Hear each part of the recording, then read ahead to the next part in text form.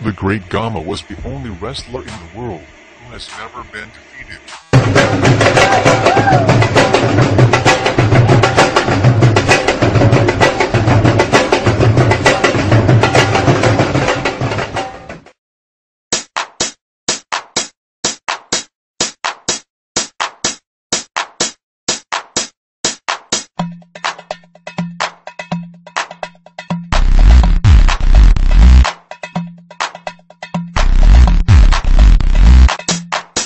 Gamma पहलवान का असल नाम गुलाम मोहम्मद भट्ट था। जिस कश्मीरी खानदान में उन्होंने आंख खोली, उस खानदान का जद्दी पुश्ती काम ही पहलवानी था। गामा के वालिद मोहम्मद अजीज बख्श भी पहलवान थे और उनका भाई इमाम बख्श भी पहलवान था। गामा पहलवान 28 मई 1878 को अमृतसर, पंजाब, इंडिया में पैदा हुए।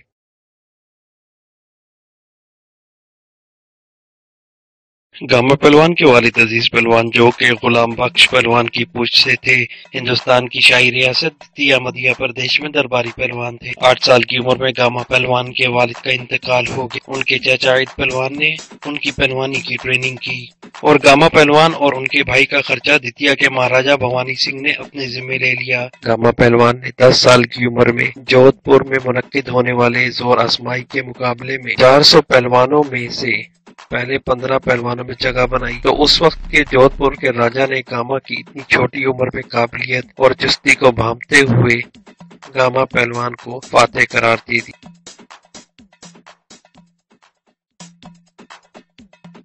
गामा पहलवान की वर्जिश भी निराली थी और हैरत अंगेज। गामा पहलवान के पास एक 95 किलो का डिस्क नुमा पत्थर था, जिससे रोज कसरत किया करते थे, जो अब भी पटियाला म्यूजियम में मौजूद है। गामा अखाड़े में रोज 40 पहलवानों के साथ जोर आजमाई करता। गामा पहलवान रोजाना 5000 बैठके और 3000 दंड निकालता। इतनी कसरत और रियाजत के बाद यकीनन वो खुराक भी तगड़ी ही खाता था, जो आम आदमी की निस्बत कई गुना ज्यादा थी। गामा पहलवान रोजाना 6 मुर्गियां, बकरे का गोश्त, 15 लीटर दूध, आधा किलो बादामों की सरदाई और 2 जग ताज़ा फलों का जूस इस्तेमाल करता। ये तमाम अखराजात महाराजा द्वितीय उठाते।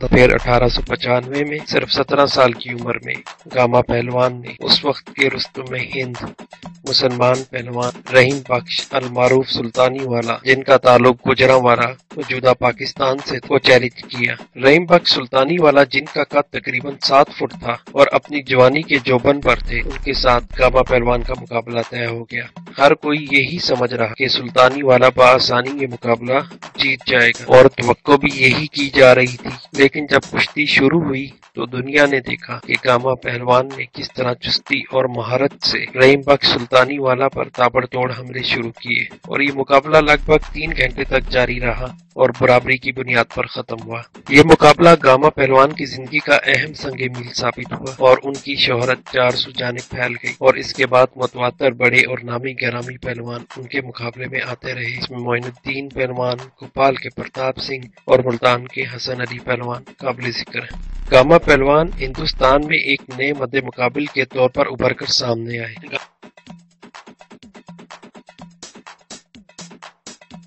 गामा पहलवान ने 22 साल की उम्र में मेंगामा मंदूमी के नजदीक नजरबाग महल में 1200 किलोग्राम वजनी पत्थर उठाकर वर्ल्ड रिकॉर्ड बनाया। ये 2.5 फुट पत्थर आजकल बड़ौदा के अजायब घर में मौजूद है। टाइम्स ऑफ इंडिया के मुताबिक 1200 किलोग्राम का ये पत्थर उठाने के लिए 25 आदमियों की मदद हासिल की गई, जबकि गामा पहलवान ने ये पत्थर अपने पेट तक उठाया और कुछ कदम आगे चलकर भी गए।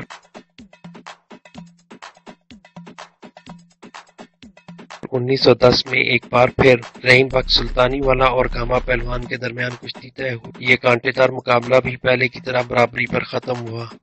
अब गामा पहलवान हिंदुस्तान के वो वाहिद पहलवान बन गए थे जिनको कोई न हरा सका। हिंदुस्तान के बाद गामा पहलवान ने दुनिया के दीगर बड़े पहलवानों पर तवज्जो मरकूज की।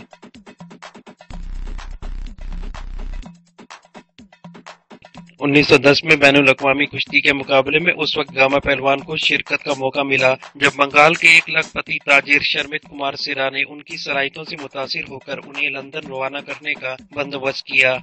इस बैनुल अक़वामी कुश्ती मुकाबले का नाम John bill world wrestling championship था, जिसमें उस वक्त के नामी ग्रामी हैवीवेट पहलवान हिस्सा ले रहे थे। अपने छोटे भाई इमाम बख्श के हमरा गामा पहलवान इंग्लैंड में मगरबी पहलवानों के साथ मुकाबला करने रवाना हुए। चूँकि गामा पहलवान लाइट वेट थे और उनका कद भी छोटा था, इसलिए उनको खातिर खा पज़राई न मिल सकी। जब गामा पहलवान मायूस हुए तो उन्होंने एक खुला चैलेंज किया कि मैं किसी भी पहलवान को 30 मिनट में जित कर सकता हूँ, लेकिन वहाँ मौजूद पहलवानों ने इसको सस्ती शोहरत हासिल करने का हरबा समझकर नजरअंदाज कर दिया। इसके बाद गामा पहलवान ने उस वक्त के वर्ल्ड हैवीवेट चैंपियंस पहलवानों में टेंस लाउस ज़बाश्को और फ्रैंक गुच को चैलेंज कि या तो वो उनको शिकस्त दें और अगर वो हार गए तो वो उनको इनाम भी देंगे और चुपचाप हिंदुस्तान लौट जाए। गामा पहलवान के चैलेंज का जवाब देने के लिए उस वक्त का सबसे बेहतरीन अमेरिकी पहलवान बेनियामिन रूलर आगे बढ़ा और चैलेंज कबूल कर लिया। गामा पहलवान ने इस मुकाबले में अमेरिकी पहलवान को 1 मिनट 40 सेकंड में चित कर दिया। दूसरे दिन उन्होंने 12 पहलवानों को शिकस्त दी और इस तरह उन्होंने सरकारी टूर्नामेंट में एंट्री हासिल कर ली।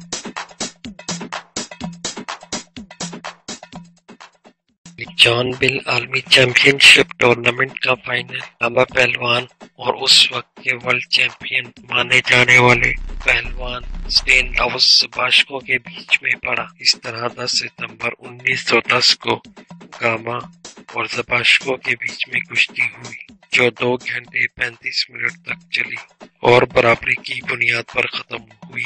लेकिन दोबारा कुश्ती 19 सितंबर को रखी गई। 19 सितंबर 1910 को अखाड़ा भी लग गया।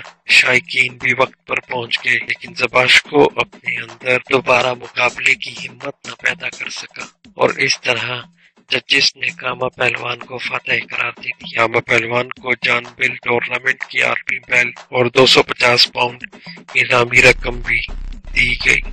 इस दौरे में गामा पहलवान ने उस वक्त के दुनिया के दीगर बड़े नामी ग्रामी पहलवान, जिनमें फ्रांस के मोरस डी राज, स्विट्जरलैंड के योहान लेम जो के यूरोपियन चैंपियन भी थे, और स्वीडन के जेस पैटरसन को शिकस्त दी।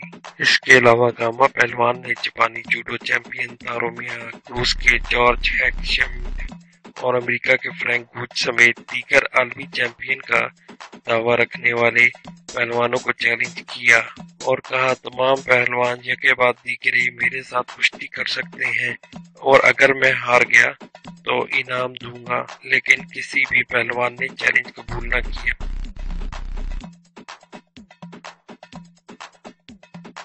इंग्लैंड से वापसी पर एक मरतबा फिर 1911 इलाहाबाद में गामा पहलवान और रहीम बख्श सुल्तानी वाला मद्दे मुकाबिल हुए।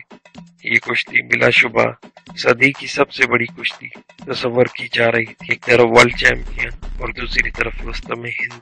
आखिरकार गामा पहलवान ये कुश्ती जीतने में कामयाब हो गया और इस तरह गामा पहलवान पहली मर्तबा रुस्तम हिंद का एजाज हासिल करने में कामयाब हुआ। जिंदगी में आगे चलकर एक मर्तबा जब गामा पहलवान से पूछा गया कि उनकी जिंदगी का मुश्किल तरीन हरीफ कौन था, तो गामा पहलवान ने रहीम बख्श सुल्तानी वाला का नाम लिया।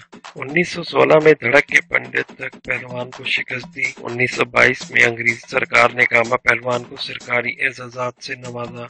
इंग्लिस्तान के शाह जॉर्ज पंजुम के बेटे प्रिंस ऑफ वेल्स ने उनकी कामयाबियों पर उनको चांदी का गुर्ज पेश किया। फिर 1928 में पटियाला में दोबारा स्टेनलाउस ज़बाश्को और गामा पहलवान के दरमियान कुश्ती हुई। अब की बार गामा पहलवान ने ज़बाश्को को सिर्फ 42 सेकंड में हरा दिया। 1929 को गामा पहलवान ने जेस पीटरसन को शिकस्त दी और इसके बाद खामोशी से हमेशा के लिए कुश्ती से किनारा कशी इख्तियार कर ली। ये कुश्ती गामा पहलवान की आखिरी कुश्ती साबित हुई। यहाँ तक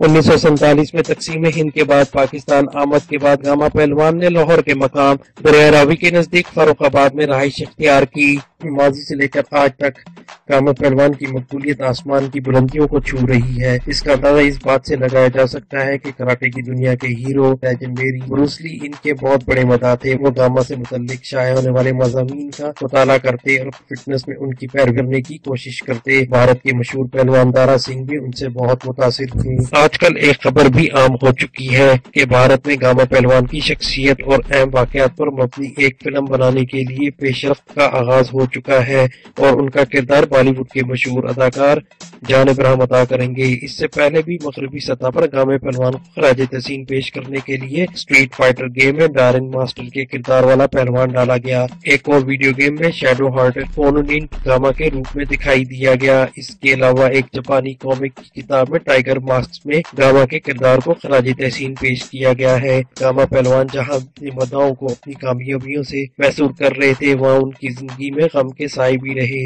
ان کی اولاد میں 2 بیٹے اور 4 بیٹیاں تھیں، لیکن 2 بیٹوں میں سے ایک تو بالکل چھوٹی عمر میں ہی وفات پا گیا اور دوسرا بیٹا جس کا نام جلال تھا وہ بھی کم و بیش 12 سال کی عمر میں انتقال کر گیا تھا۔ لہٰذا انہوں نے اپنے بھائی امام بخش کے بڑے بیٹے بولو پہلوان منظور احمد کو پہلوانی کی باقاعدہ تربیت دے کر اپنے خاندان میں ایک اور بڑا پہلوان تیار کر لیا، جنہوں نے بھی دنیا بھر میں کامیابیوں کے جھنڈے گاڑے۔ ان کے تعلقات میں یہ بھی اہم ہے کہ ان کی ایک بیٹی کی شادی ڈاکٹر حافظ بٹ صاحب سے ہوئی، جن بیٹی یعنی گاما پہلوان کی نواسی محترمہ کلثوم نواز صاحبہ ہیں، جو پاکستان کے وزیر اعظم نواز شریف کی بیوی ہیں۔ ناقابل شکست گاما پہلوان 52 سال سے زائد عرصے تک اکھاڑے کی دنیا پر حاوی رہے۔ اس دوران وہ 1200 سے زائد پہلوانوں سے لڑے اور ایک بھی شکست نہ کھائی۔ وہ پہلے شخص تھے جنہوں نے برصغیر کے لیے عالمی انعام جیتا۔ دوسری جنگ عظیم کے 5 سال بعد گاما نے دنیا بھر کے پہلوانوں کو چیلنج دے رکھا تھا، لیکن مقابلہ کرنے والے کو پہلے ان کے خاندان کے دوسرے پہلوانوں سے کشتی لڑنی پڑتی تھی۔ یہی وجہ کہ گاما نے بین الاقوامی سطح پر زیادہ کشتیاں نہ لڑی۔ گاما پہلوان ایک بڑی پروقار اور اعلیٰ شخصیت کے مالک تھے۔ اسی زمن میں ایک واقعہ پیش خدمت ہے۔ ایک مرتبہ لاہور کے ایک بازار سے گزر رہے تھے کہ ایک دکاندار کسی وجہ سے گاما سے جھگڑ پڑا اور گالیاں بھی دی۔ گاما اس پر مسکرائے تو اس نے ان کے سر پر ترازو دے مارا، ان کے سر سے خون نکل آیا۔ دکاندار اپنے اس عمل سے خود ہی ڈر گیا تو اس پر گاما بھی سر پر لگے زخم پر رومال باندھ کر آگے چلا گیا۔ بعد ازاں اکھاڑے کے شاگردوں نے پوچھا کہ آپ نے اس دکاندار کے خلاف رد عمل ظاہر کیوں نہیں کیا؟ انہوں نے کہا کہ جو گالیاں دیتا ہے وہ کمزور ہوتا ہے، کہ لہذا کیا رستم زماں ایک کمزور سے لڑے؟ دوسرا سر سے خون نکلنے پر غصہ آیا تھا اور دل کیا تھا اس کو اٹھا کر 20 گز دور پھینکوں، لیکن پھر اچانک خیال آیا کہ اگر غصے پر قابو نہ پایا تو رستم زماں کیسا؟ 1959 میں انہیں حکومت وقت کی طرف سے پرائز آف پرفارمنس کا صدارتی تمغہ اور 5000 روپے انعام ملا۔ بیماری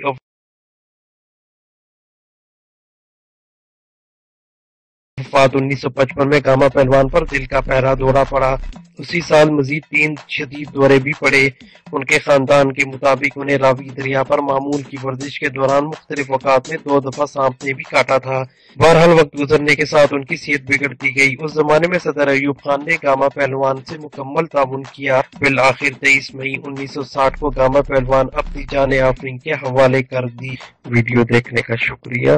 امید ہے کہ آپ کو یہ ویڈیو پسند آئی ہوگی۔ اپنے کامنٹ، اپنی رائے ضرور دیجیے گا اور میرے چینل کو سبسکرائب ضرور کیجیے گا۔